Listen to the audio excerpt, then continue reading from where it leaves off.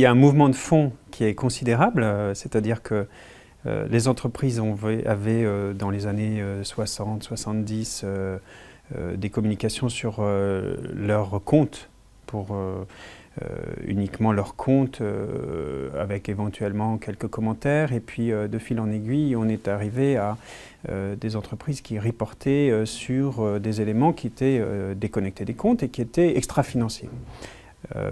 Aujourd'hui, on tend vers un reporting de plus en plus sophistiqué sur les aspects non financiers, et ces aspects non financiers sont de plus en plus, ils englobent de plus en plus de très nombreux sujets qui sont divers et qui ne sont pas connectés entre eux, mais qui globalement contribuent à ce qu'on appelle le développement durable. Donc une dimension environnementale, une dimension sociale, une dimension de gouvernance, des sujets aussi divers que la parité homme-femme, le respect des droits sociaux fondamentaux ou des droits de l'homme, ou des droits humains, appelez-les comme vous voulez, la lutte contre la discrimination, la lutte contre la perte de biodiversité, autrement dit la destruction de la nature, les êtres vivants, végétaux, animaux. Ça, c'est des sujets, si vous voulez, qui interpellent le public, qui interpellent les clients des entreprises, qui interpellent le jeune public, mais aussi ceux qui étaient jeunes fut un temps et qui finalement sont toujours aussi sensibilisés qu'avant à la dégradation de la planète et à la dégradation du lien social, on va dire. Et l'entreprise, de plus en plus, non seulement reporte, mais elle mesure, elle reporte et elle fait le cas échéant vérifier par un tiers indépendant ce qu'elle a dit qu'elle faisait.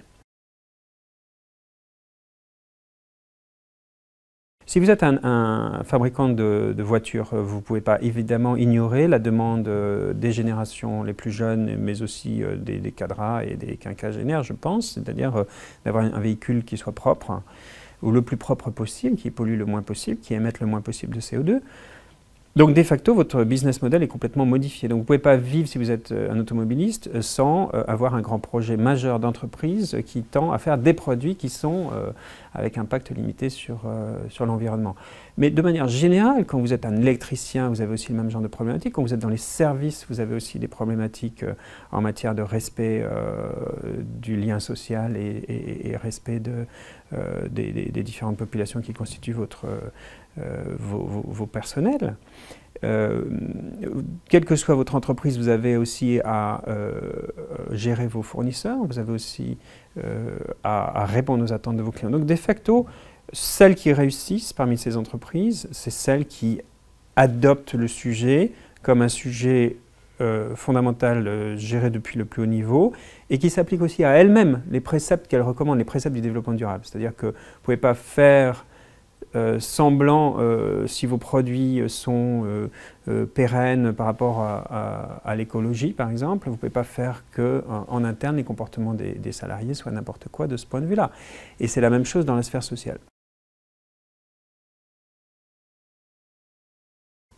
Je pense qu'il y a un sujet qui est absolument très très important, c'est celui de la parité homme-femme. Ce sujet, ce n'est pas forcément un sujet que les dirigeants d'entreprise ont décidé de prendre à bras-le-corps. Ce n'est pas forcément un sujet qu'ils ont demandé au directeur ou à la directrice du développement durable de prendre. Peu importe, dans la maison, dans l'entreprise, y a-t-il ou pas un groupe de travail qui réfléchit à tous les poncifs qui dictent les comportements en matière de recrutement, en matière de promotion par exemple, en matière de comportement et puis vis-à-vis de la parentalité. Y a-t-il donc un projet interne ou pas?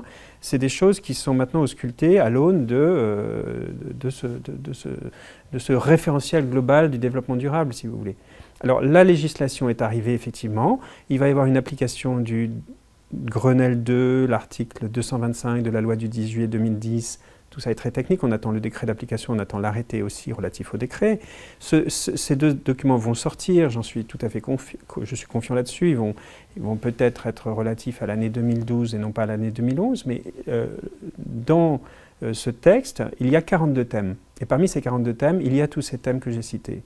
Donc c'est vraiment tous azimuts et les entreprises devront reporter et devront faire examiner par un tiers externe ce qu'elles ont reporté. Donc c'est vraiment tout à fait fondateur et la France est en avance sur le reste de l'Europe et le reste du monde de ce point de vue-là.